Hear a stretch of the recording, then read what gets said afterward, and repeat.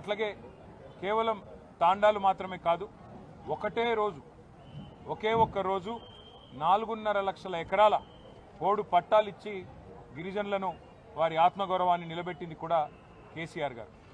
జల్ జంగల్ జమీన్ అనే నినాదంతో ఆనాడు ఏ పోరాటం అయితే కొమరం భీం గారి నాయకత్వంలో జరిగిందో, ఆదివాసీల కోసం గిరిజనుల కోసం మరి పోరాటం జరిగిందో, అదే పద్ధతుల్లో మరి అటు నీళ్లలో న్యాయం చేస్తూ, ఇటు పోడు భూముల పట్టాలిస్తూ, మరొక వైపు హరిత వనాలు పెంచుతూ, అట్లాగే వారి ఆత్మగౌరవాన్ని పెంచే విధంగా మరి బ్రహ్మాండంగా కేసీఆర్ గారి నాయకత్వంలో న్యాయం చేసుకున్నాం. అట్లాగే విద్యా ఉపాధి అవకాశాల్లో మెరుగైన అవకాశాలు గిరిజన బిడ్డలకు రావాలన్న ఉద్దేశంతో ఆశ్రమ పాఠశాలలు పెట్టి మా సత్యవతి రాథోడ్ గారి నాయకత్వంలో ఆనాడు పెద్ద ఎత్తున మా గిరిజన బిడ్డల కోసం మరి వందలాది గురుకుల పాఠశాలలు, జూనియర్ కాలేజీలు, డిగ్రీ కాలేజీలు కూడా పెట్టిన ఘనత బీఆర్ఎస్ ప్రభుత్వాన్ని, పెద్దలు కేసీఆర్ గారు. అట్లాగే కేసీఆర్ గారు మొదటి నుంచి చెప్తా వచ్చింది, తెలంగాణ రాష్ట్రం ఏర్పడితే గిరిజనులకు మరి ఉపాధి అవకాశాల్లో, విద్యలో రిజర్వేషన్లు పెరుగుతాయని ఏదైతే చెప్పారో, చెప్పినట్టుగానే 6% నుంచి 10% రిజర్వేషన్లు పెంచి మరి చదువుకున్న గిరిజన బిడ్డలకి గొప్పగా అవకాశాలు ఇచ్చి వారి రిజర్వేషన్ల శాతం పెంచిన ఘనత కూడా కేసీఆర్ గారికి దక్కుతుంది. దాంతోపాటు మరి ఎవరైతే వ్యాపారవేత్తలుగా రాణించాలనుకుంటారో గిరిజన బిడ్డలు, వారి కోసం ఆనాడు కేసీఆర్ గారి నాయకత్వంలో సీఎం ఎస్టీ ఆంటర్ప్రినర్షిప్ ప్రోగ్రామ్ అని చెప్పి పెట్టి 200 మంది గిరిజన బిడ్డలకు మరి లక్షలాది రూపాయలు ప్రభుత్వ సబ్సిడీ ఇచ్చి వారికి ఇంట్రెస్ట్ లేకుండా మరి బ్యాంకు రుణాలు ఇప్పించి వారిని ఒక పారిశ్రామికవేత్తలుగా, ఔత్సాహిక బిజినెస్ మెన్గా కూడా తీర్చిదిద్దింది కేసీఆర్ గారి నాయకత్వం. కాబట్టి అన్ని రంగాలలో ఎన్ని రకాలుగా మరి న్యాయం చేయగలమో అన్ని రకాలుగా న్యాయం చేసే ప్రయత్నం చేసినాం. మా సోదరులు గుర్తు చేస్తున్నారు, ఓవర్సీస్ స్కాలర్షిప్లు కూడా ఇచ్చామని. అవి మాత్రమే కాదు, ఇంకా సేవాలాల్ బంజారా భవన్ ఇక్కడే బంజారా హిల్స్ నడిబొడ్డున కట్టిస్తాము అని మాటిచ్చారు.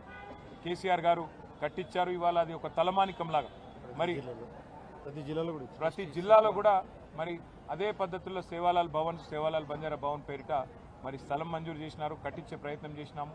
అట్లాగే హైదరాబాద్ నడిబొడ్డున బంజారా హిల్స్లో మరి ఇక్కడ బ్రహ్మాండమైన భవనాన్ని ఏర్పాటు చేసి దానికి కేసీఆర్ గారే ఇనాగ్రేషన్ కూడా చేసి గిరిజనుల ఆత్మగౌరవాన్ని నిలిపి, అట్లాగే సేవాలాల్ మహారాజ్ జయంతిని కూడా అధికారికంగా నిర్వహించడమే కాకుండా మరి బ్రహ్మాండంగా రాష్ట్ర ప్రభుత్వమే మొత్తం బాధ్యత తీసుకొని నడిపింది కేసీఆర్ గారి నాయకత్వం. ఇవన్నీ కూడా అందరికీ తెలుసు మా గిరిజన బిడ్డలకి. భవిష్యత్తులో మరిన్ని సేవలు కేసీఆర్ గారి నాయకత్వంలో తిరిగి ప్రభుత్వం ఏర్పడిన తర్వాత తాండాలలో ఇంటింటికి నీళ్ళు ఇచ్చిన కార్యక్రమం కానీ, ఇంకా మిగతా కార్యక్రమాలు కానీ ఇంకా ఉధృతంగా చేస్తాము. గిరిజనులకు అండగా నిలబడతాము. బంజారా సోదరులకి, సోదరిమణులకి మళ్ళొకసారి సేవాలాల్ జయంతి మరి సందర్భంగా మీకు అభినందనలు తెలియజేసుకుంటూ, దాంతోపాటు ఇవాళ మహాశివరాత్రి కూడా ఈరోజే ఉన్నది. మహాశివరాత్రి సందర్భంగా కూడా మరి రాష్ట్రంలోని ప్రతి తమ్ముడికి, ప్రతి అన్నకి, ప్రతి చెల్లికి, ప్రతి అక్కకి పేరు పేరున అందరికీ మహాశివరాత్రి పర్వదిన సందర్భంగా హృదయపూర్వకంగా శుభాకాంక్షలు. మరి ఆ శివుడి ఆశీర్వాదంతో ఈ రాష్ట్రం సుభిక్షంగా ఉండాలని, మీరందరూ మీ కుటుంబాలతో సంతోషంగా ఉండాలని మనసారా కోరుకుంటూ, వాళ్ళ 2 పండుగలు ఒకటే రోజు వచ్చినాయి, సేవాలాల్ జయంతి, శివరాత్రి. ఈ సందర్భంగా అందరూ పండుగ వాతావరణంలో మరి సుఖంగా సంతోషంగా ఉండాలని అభిలషిస్తూ అందరికీ నమస్కారం.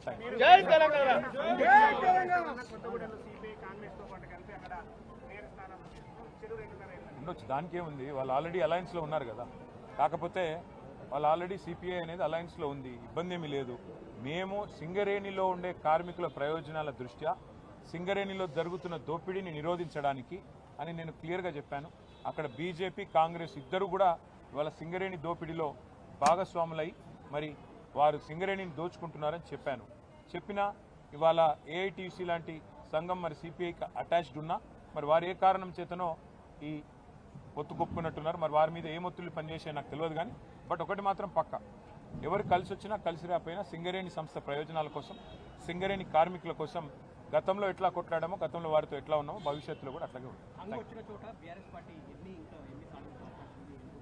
నాకున్న అవగాహన మేరకి ఇవాళ దాదాపు 34 చోట్ల హంగు ఉంది. సరే, అక్కడ చాలా అరాచకాలు చేస్తూ ఉన్నారు కాంగ్రెస్ వాళ్ళు. మా కార్పొరేటర్లు, కౌన్సిలర్లను ఎత్తుకొని పోవడం, ప్రలోభ పెట్టడం, పోలీసులను ఇంటింటికి పంపడం, గుండాలను పంపడం, రకరకాల కార్యక్రమాలు చేస్తున్నారు. మాకు ఇంకోటి ఇప్పుడు ఎక్స్ అఫిషియో ఓటు విషయంలో కూడా స్పష్టత రాలేదు. మరి చూద్దాం, మాకు కూడా ఇంకా వస్తున్న ట్రెండ్స్ అవి చూస్తూ ఉంటే ఇంకా కొన్ని మున్సిపాలిటీలు మా ఖాతాలో పడతాయి. ఇప్పటికే 17 క్లియర్గా ఉన్నాయి, ఇంకా దాదాపు ఒక 10-12 రావచ్చు అనేది మా అంచనా. చూడాలి రేపు ఏమవుతుంది. ఎందుకంటే అధికార పార్టీ అరాచకాలు, అధికార పార్టీ ప్రలోభాలు, అధికార పార్టీ యొక్క ఒత్తిళ్లు ఇవన్నీ తట్టుకొని మరి మా కౌన్సిలర్లు, మా కార్పొరేటర్లు పాపం వీరోచితంగా కొట్లాడుతున్నారు. చూడాలి రేపు ఏమవుతుంది అనేది చూడాలి. Thank you.